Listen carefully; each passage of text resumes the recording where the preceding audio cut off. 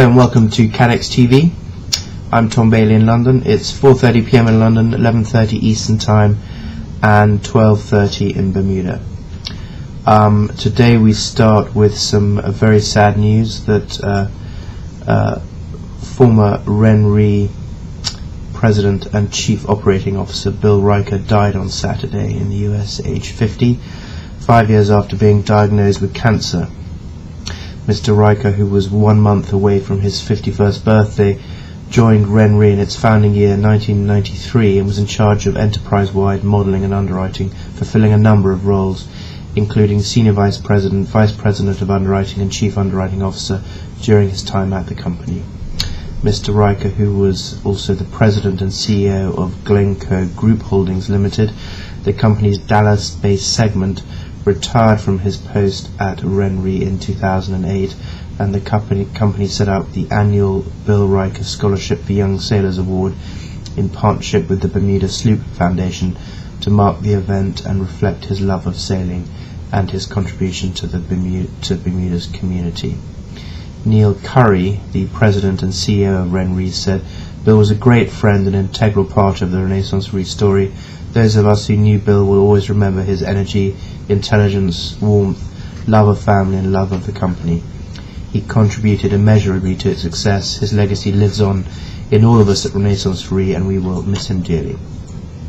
Prior to joining RenRe, Mr. Riker was Vice President of Applied Insurance Research, AIR Inc., one of the world's leading catastrophe modelling firms, where he was responsible for marketing and educating clients about AIR's CatMap product.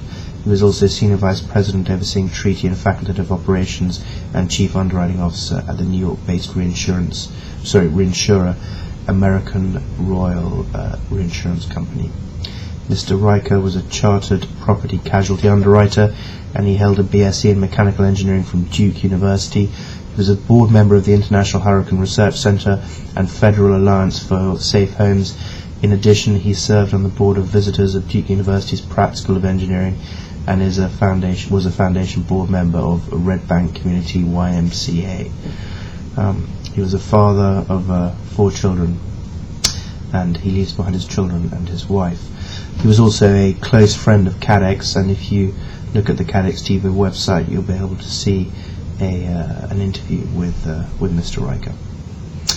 And now to the news. The US is to set up a presidential commission to investigate the BP oil spill in the Gulf of Mexico and study industry practices in the role of government oversight. The panel will be established after Barack Obama signed an executive order, and a formal announcement is expected later this week, according to an Obama administration official. Similar commissions were set up to look into the 1986 Challenger space shuttle explosion and the 3 Mile Island nuclear accident in 1979. It is expected that the insurance and reinsurance community is to bear a significant brunt of the cost of the cleanup. About 4,000 people have been left homeless in the Philippines after a fire broke out in a shanty town just outside the capital, Manila. The fire raged for close to 8 hours in Matikula City on Saturday before firefighters brought it under control. There have been no reports of injuries. Residents rushed to save their belongings as the fire destroyed a large number of buildings.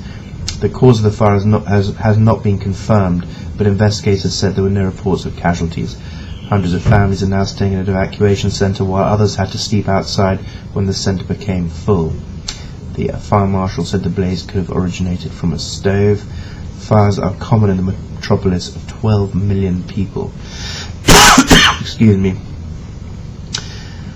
Lloyd's of London has warned of a perfect storm threat to the insurance market.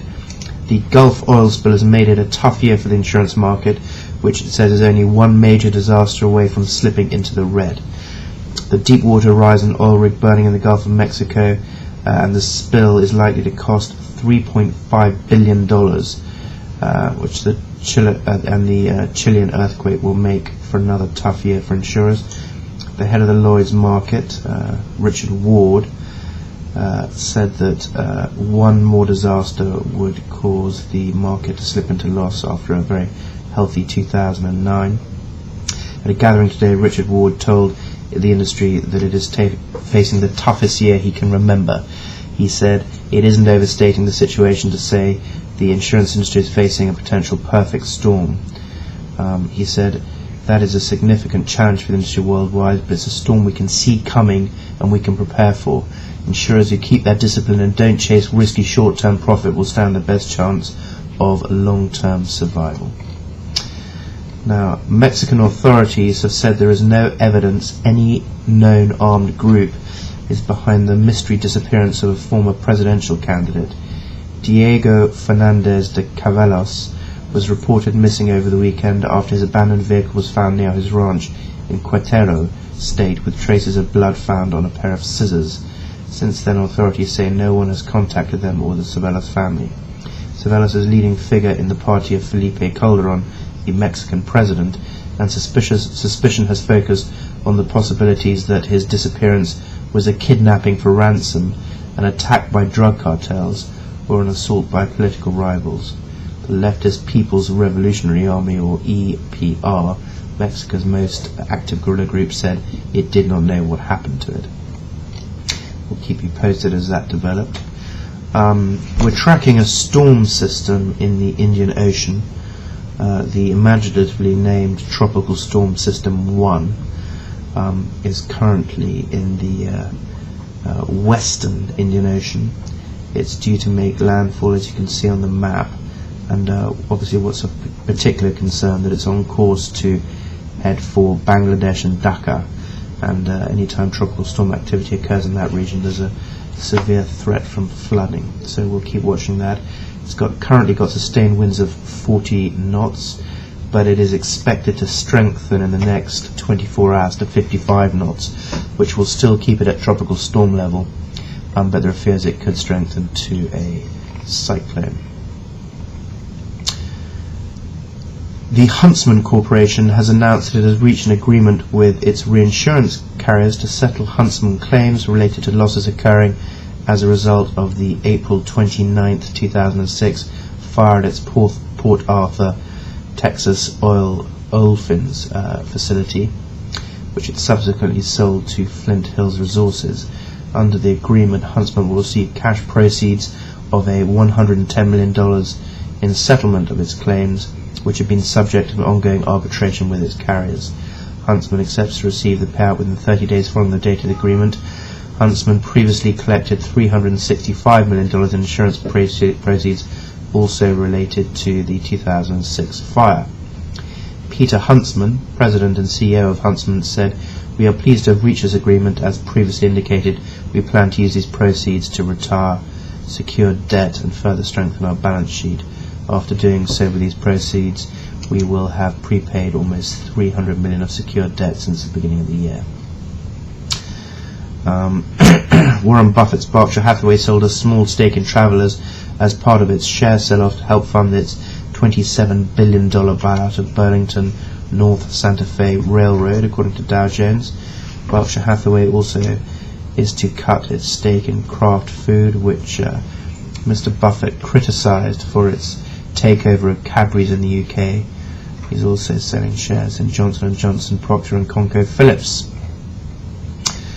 Ironshore has said it is entering the personal lines market to underwrite a high-value homeowner program for properties valued at more than $1 million. The program will be offered in partnership with Hull & Company, a wholesale insurance intermediary. Ironshore Properties' new high-value homeowners product will be launched in Florida, with other selected states to follow the upcoming months. Mr. Daniel Olmsted, Vice President of Ironshore, will lead the initiative, reporting to John Murphy, Head of Global Property. And finally today, the UK broking group Brightside is planning to raise £9 million via the placing of 36 million new ordinary shares to fund its latest acquisition. The firm will use the cash to buy policy books, new business and renewal rights of the e-car and e-bike insurance brands for approximately £15.5 million. Brightside said the deal will add 2 complementary personal lines to the group product portfolio, increasing the number of policies written by the group